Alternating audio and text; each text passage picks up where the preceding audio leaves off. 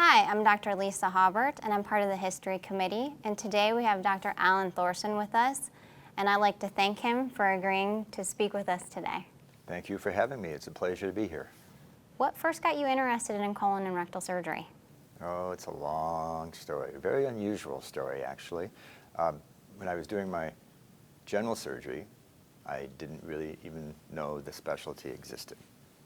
I was at Nebraska. We did have colon and rectal surgeons in town. They were still called proctologists back then. One of the members of that group was a younger member, about 5 years older than me. His elder partners were his father, who was quite a bit older, and his partner, which was even almost as old. So they were my future partner, just about 5 years older than me, was looking for someone to join him because he knew that his elder partners would be going on. So he came looking, and I know that at that time we had 3 residents per year at Nebraska. So I know that he was looking for a resident that might be interested in colon and rectal surgery. I happen to know that I was not the first person he asked, but the first person he asked said, no way, I have no interest. So he came and talked to me, and I did have an interest. This is kind of a convoluted story, but I did have an interest in finding a way to stay locally. My family was there, my wife's family was there. So I started looking into it a little bit, and what really kind of helped drive the interest, I had an interest in the abdomen, there's no doubt about that, but as a general surgeon in the training, everything's interesting.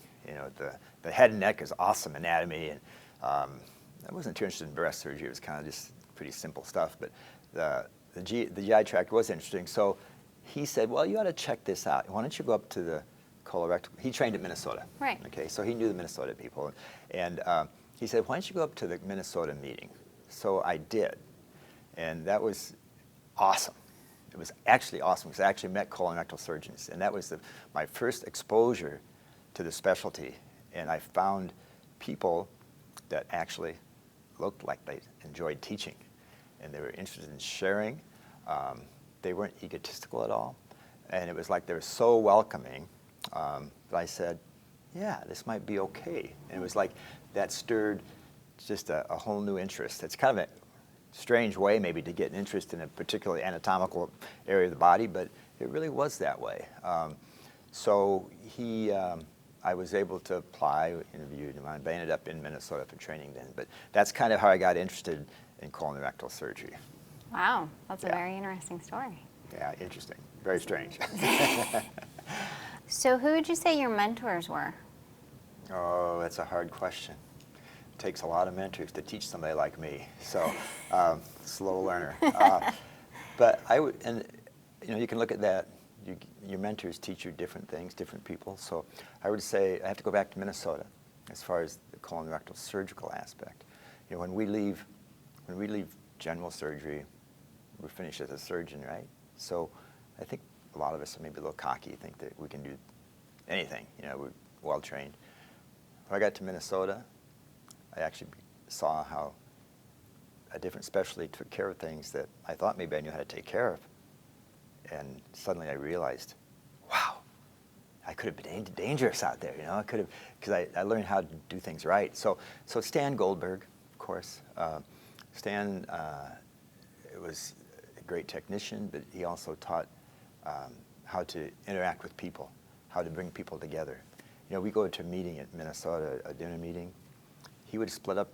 If my wife went with me, he'd make me sit someplace. My wife said, he said, you know each other. You go visit with somebody else. Go find somebody you don't know. So that was one part. And there's all the technical, Dave Rothenberger, John Bowles up in Minnesota, Sandy Navatvong. He was my endoscopy teacher. Awesome. He was left Minnesota, went to the Mayo Clinic afterwards. But those are all mentors. Then back home, I got back home. So Mark Christensen is my partner who came and talked to me secondarily and said, hey, interested in colorectal. So he was a great mentor. He was so patient. So he taught me about how to teach and got me interested in our educational program where we ultimately developed a training program in colon rectal surgery. And his dad was awesome because he kept me focused on the patient. He said it wasn't about revenue. It wasn't about being rushed to do that kind of thing. He said the patient's important, and he was always there to help. So all those people served as men. It was funny. His dad always told the story. Mark's dad, that was JB. Okay. Now our office, by the way, the office there is 100 years old this year. It's our century year. Yeah, so it was founded by Louis Moon, who was an ex-president of the society also. So we've been there a long time. But anyway, so JB told the story about Mark coming home one day from school, maybe junior high or something. He came and said, "Dad, why did you have to be that kind of a surgeon?" Because somebody at school told him, Well, he ended up being a colorectal surgeon too. So all those people mentored me at different levels, different ways. Those are my mentors. Very nice. Can you describe your initial and subsequent involvement in the ASCRS? Oh, probably not. That's a long time ago. How do I remember? I think that it's an evolution. So I think maybe I actually started with the CME committee. And then this society is so good at bringing people in, young people. So at the same time, right in there at the beginning, we established a training program in colorectal surgery based at Creighton University. So I was involved in education things. So CME fit with that. But that led to getting appointed to not just the society, but suddenly I found myself on the residency review committee, and then it was the board, it's the program director. I guess the program director is where I came in through it also, which was, the society was so important in establishing that too. So once you get started, the society just helps you grow. So that kind of leads me into my next question. You've had such a long and distinguished career. What do you think is your greatest contribution? That's kind of a loaded, that's a loaded question. I don't know that it's really so long when you think about how fast time has gone. So, I've been in practice for 35 years. That's not very long, really. It's gone by very, very fast. And distinguished, I doubt, is very distinguished particularly. But as far as contributions, probably through the education, we've trained our program has trained 35 colon and rectal surgeons. That seems like such an important part of what I've been able to do over the years. Part of the Hippocratic Oath is to pass along your knowledge. So that teaching element has always been important, and the society's been so critical in making that possible with the support they do for education, for young trainees, through the research. Everything that we do is built toward that. So I'd say that I don't know that I've contributed anything specifically. It's what everybody does. I was one small cog in all my partners, the society. Everything we do is as a team, as a specialty. What one individual does, at least what I did. We have some giants that do things. I was just kind of a little player, so I can't say that it was anything major, but I appreciate the question. So along those lines then, how do you see the ASCRS evolving in the future? I think we were visiting beforehand, predicting the future. Well, that's okay, actually, because you're going to be wrong, right? Right. So it was interesting. This is a history interview. You didn't ask too much history, thank goodness, because history, somebody's going to always argue, oh, he didn't remember that right. But the future, yeah, we can try to say. So I think this society will continue to evolve as a very strong leader in surgery through its involvement of our young surgeons. For you, you're a young surgeon, building their careers. Colorectal surgery plays a tremendous part. If you go to college meetings, the colorectal surgery is always such an important part. They're always supportive. Supportive in almost anything we do, certainly anything educational-wise with regard to colorectal surgery. We are the experts. But we support other things. Franco Pelka talking yesterday, colorectal surgeon, so involved in advocacy and the work we do in Washington, D.C.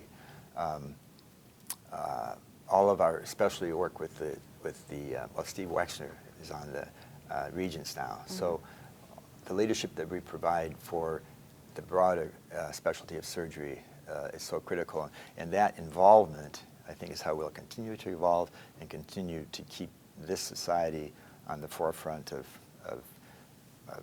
the most modern techniques, keep us involved with the true medical, true surgery. So what do you think is going to be the biggest challenge to our specialty in the future?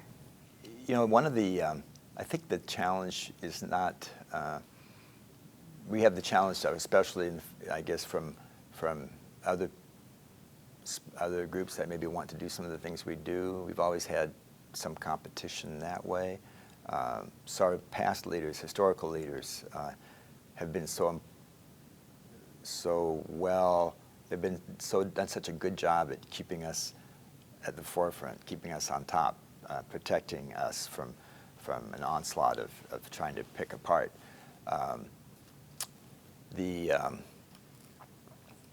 So that'll be an ongoing challenge probably to maintain that work. But we also have the challenge of the profession of just medicine in general and surgery in general.